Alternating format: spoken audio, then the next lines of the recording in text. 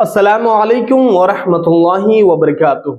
मेरे प्यारे इस्लामी भाइयों, आपने एक वीडियो इंटरनेट पर देखा होगा कि इस बार कानपुर में देवबंदी हजरात ने जुलूस निकाला।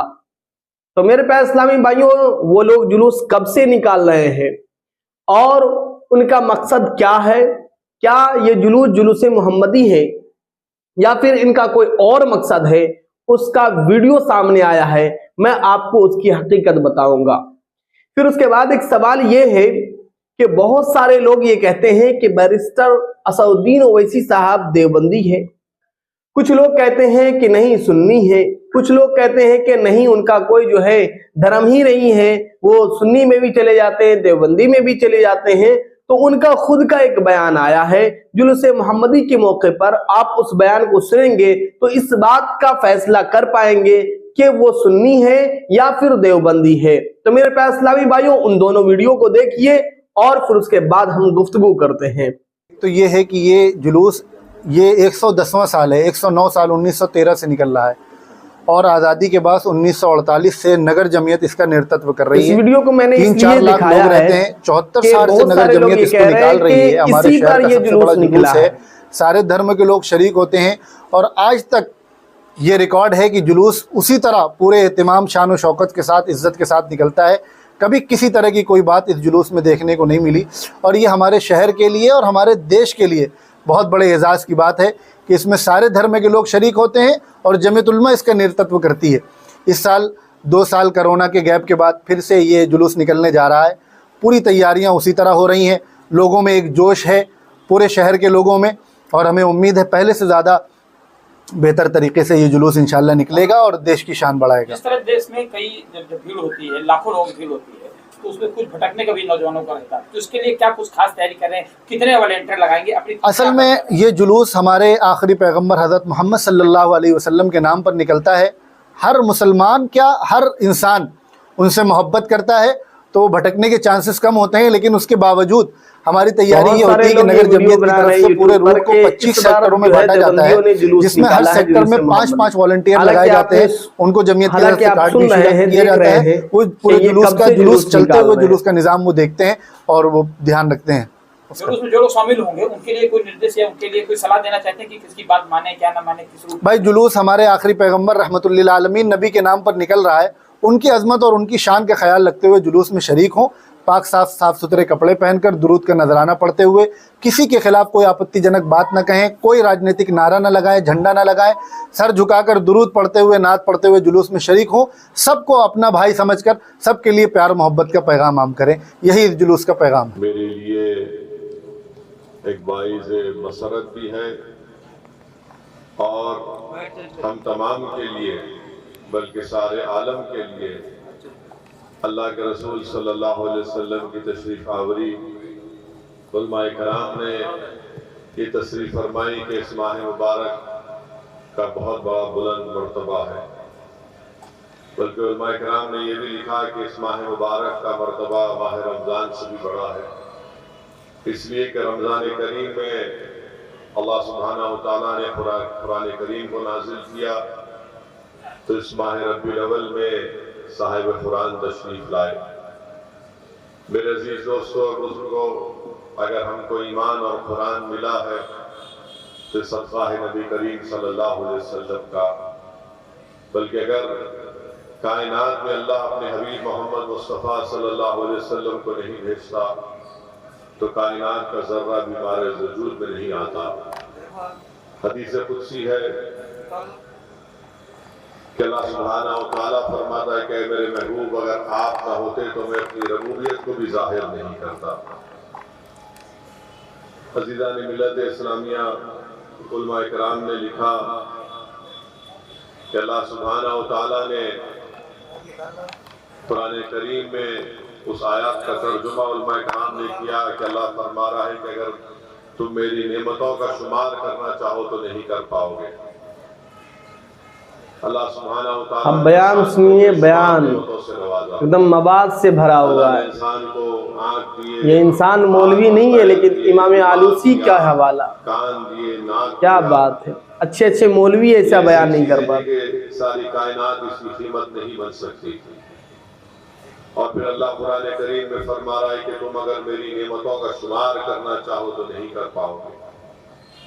اللہ یہ نہیں کہہ رہا ہے کہ میں نے تم کو یہ تمام چیزیں دے کر تم پر ایک بہت بڑا احسان کیا۔ اور علماء کرام نے قرآن کریم کی اس آیات کا ترجمہ کیا کہ اللہ نے جب اپنے حبیب کو اس کائنات میں پیدا کیا تو اللہ قرآن میں فرما رہا ہے کہ اللہ نے مومنوں پر ایک بہت بڑا احسان کیا اور ان میں ایک عظمت والے رسول کو بھیجا۔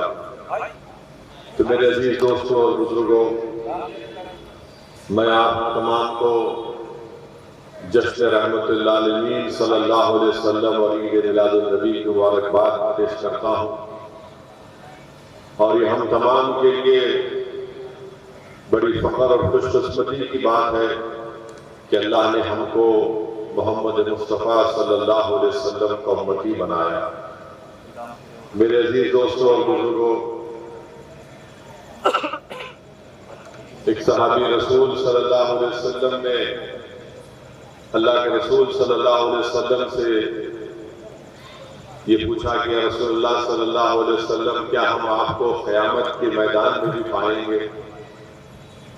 تو اللہ کے رسول صلی اللہ علیہ وسلم نے فرمایا کہ ہاں تم مجھے 3 مقامات پر پاؤ گے۔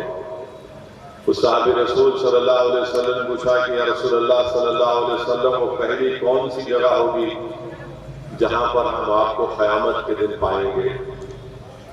رحمت اللہ علیہ صلی اللہ علیہ وسلم نے ارشاد فرمایا کہ میری امت پیاسی ہوگی، میں آب کوثر پر رہوں گا اور میں ان کی پیاس کو بجھاؤں گا۔ رحمت اللہ علیہ صلی اللہ علیہ وسلم نے ارشاد فرمایا کہ میری امت پل صراط سے گزرے گی، جبرائیل امی اپنے پر بچھائے ہوں گے، اور میں اللہ سے دعا کروں گا کہ اللہ میری امت کو سلامتی سے گزار دے۔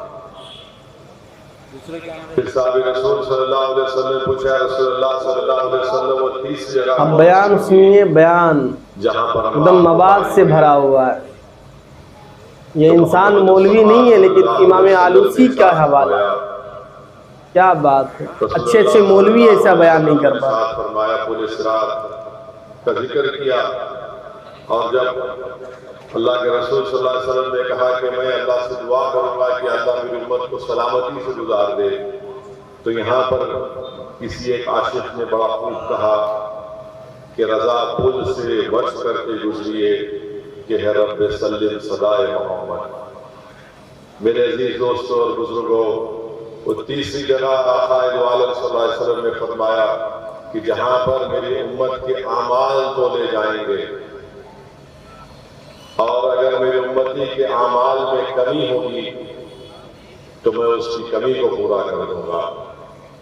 عزیزان ملت، یہ اللہ کا بہت بڑا کرم اور فضل ہے کہ اللہ سبحانہ و تعالیٰ نے ہم کو رسول اللہ صلی اللہ علیہ وسلم کو امتی بنا کر بھیجا۔ حضرت ابو موسیٰ اشعری رضی اللہ تعالیٰ عنہ سے روایت ہے کہ اللہ کے رسول صلی اللہ علیہ وسلم نے فرمایا کہ اللہ نے مجھے 2 دعائیں دی، ایک یہ تھی کہ میں اپنی ساری آدھی امت کی مغفرت کرا لوں، یا پھر میں اپنی امت کی ہر امتی کے لیے اللہ سے مغفرت مانگوں۔ تو اللہ کے رسول صلی اللہ علیہ وسلم نے کہا کہ میں نے اپنی اس دعا کو قیامت تک کے لیے اپنی امت کے لیے اٹھا کے رکھا ہوں، اور میں اپنی امتی کے مغفرت کے لیے، شفاعت کے لیے اس دعا کو استعمال کروں گا۔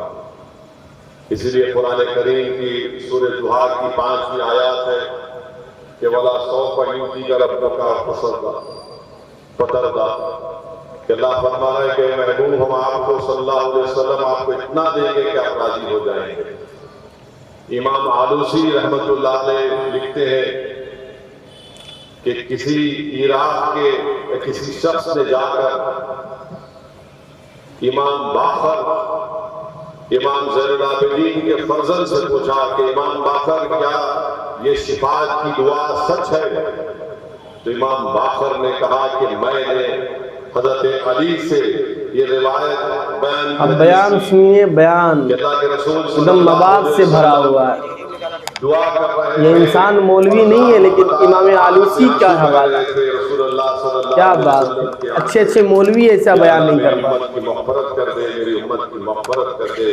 تو اللہ نے جبرائیل علیہ السلام کو بھیجا کر کہا کہ میرے حبیب سے کہہ دو کہ میں تم کو اتنا دوں گا کہ تم راضی ہو جاؤ۔ ایک اور حدیث شریف روایت آئی، امام آلوسی لکھتے ہیں رحمت اللہ علیہ کہ اللہ کے رسول صلی اللہ علیہ وسلم نے قرآن کی آیات پڑھی جو حضرت عیسیٰ علیہ السلام نے کہا تھا کہ اللہ یہ تیری امت ہے، تو اگر چاہے تو ان کو سزا دے دے۔